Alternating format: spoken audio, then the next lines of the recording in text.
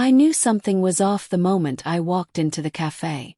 It wasn't the smell of burnt coffee or the way the fluorescent lights hummed above the mismatched tables. It was her laugh, louder than usual, forced like she wanted someone to hear it. And then I saw her, my wife Melissa, sitting with her friends in a booth by the window. 4 of them, wine glasses in hand, leaning too close, whispering behind their hands like teenagers at a high school lunch table. Melissa spotted me immediately. Her expression didn't soften the way it used to when she saw me. Instead, she smirked, tilted her head, and said loudly enough for the whole cafe to hear, "Actually, I was just telling the girls I'm done with this marriage." My chest tightened, froze mid-step.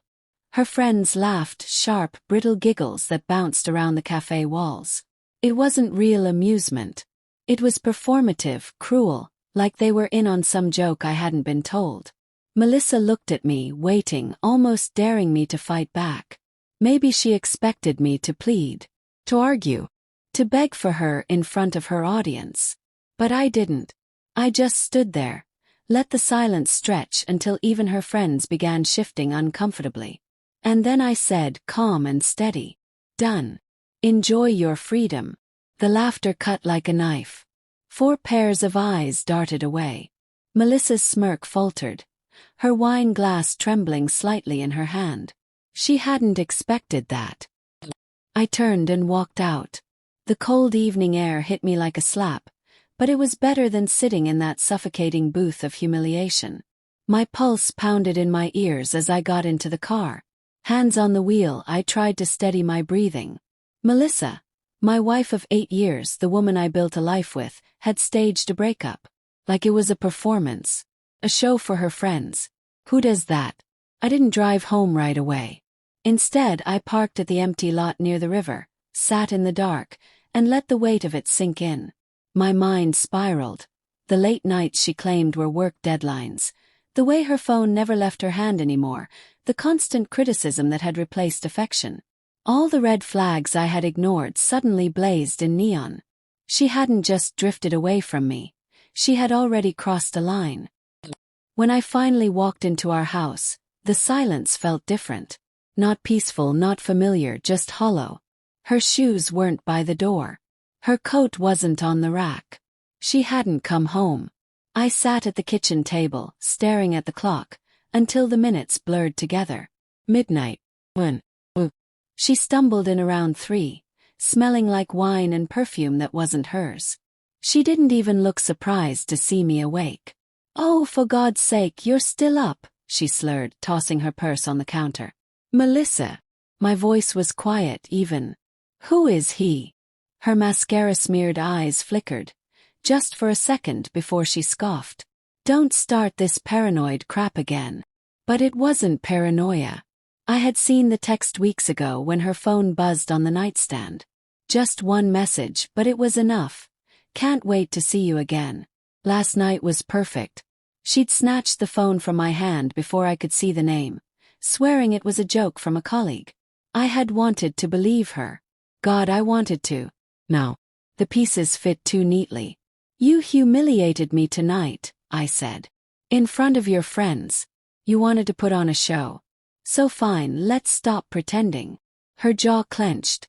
She didn't deny it this time. "You make everything so suffocating, Daniel," she spat. I wanted to feel alive again. To feel wanted. I swallowed hard. "So you found someone else." Her silence was louder than any admission. The next week was a blur of icy exchanges and slammed doors. We moved around the house like strangers, our conversations clipped and hollow. I started sleeping in the guest room. But I couldn't just sit in limbo. Not anymore. Hired a lawyer. I froze our joint account. I gathered every document. Mortgage papers, tax returns, bank statements. I made copies of everything. Quiet, methodical. If Melissa wanted freedom, I would give it to her. But not on her terms.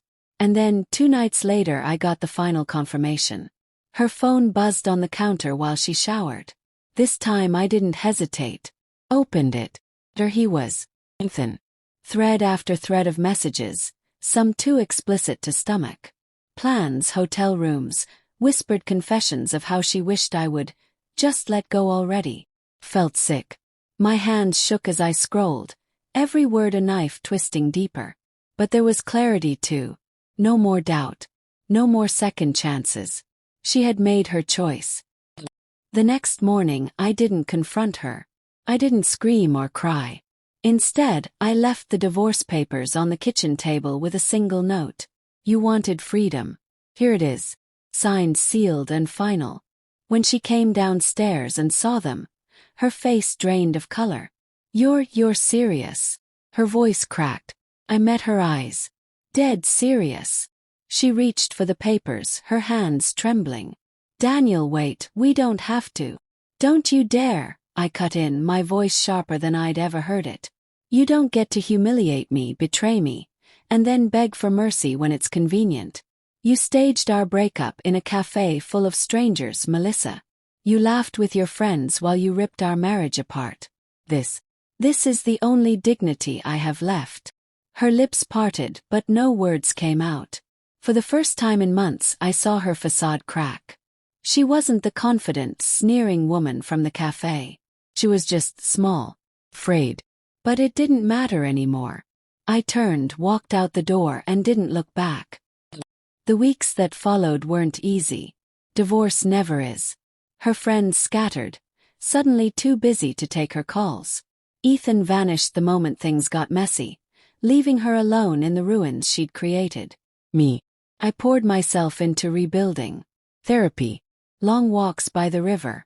Even reconnecting with old friends I had drifted from. Piece by piece, I started to feel human again. One evening months later, I passed by that same cafe. The booth by the window was empty this time. No laughter. No stage drama. Just silence. And for the first time since that night, I allowed myself to breathe.